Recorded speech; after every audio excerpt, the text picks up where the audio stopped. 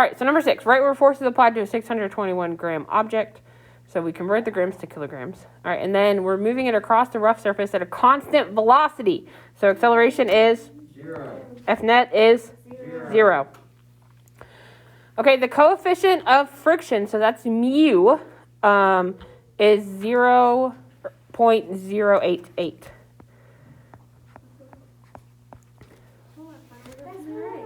Okay? Well, yeah, because it's given to you in the problem. Oh. I'm still reading the question.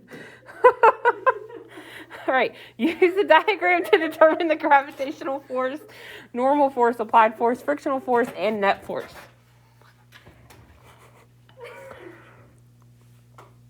Okay, so first let's find FG and FN. All right, so the up and down ones. So again, we know that FG is equal to mass times 9.8.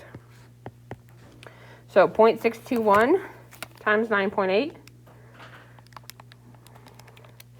is 6.085, so let's round it up to 6.09.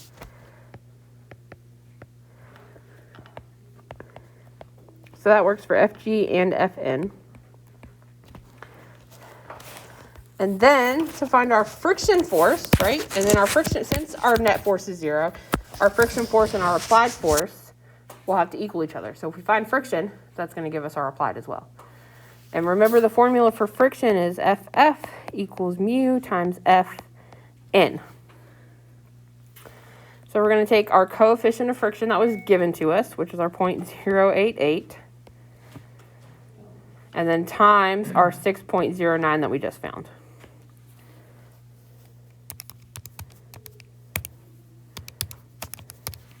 Which gives us 0.535, so 0.54. And that's also, these are newtons. 0.54? Yep, 0.54 newtons.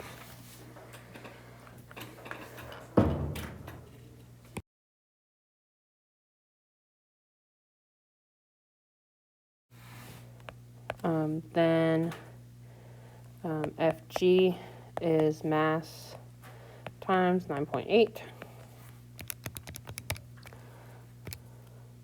which is 49. So that means Fn is also 49.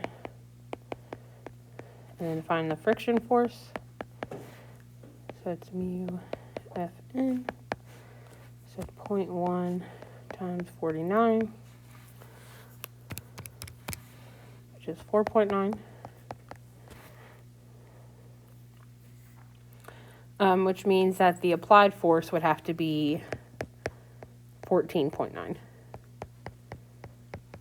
because on our diagram, you have applied force and friction. So if this is 4.9, you have to, since our net force is 10, this one has to be 10 greater than the other one. Yep.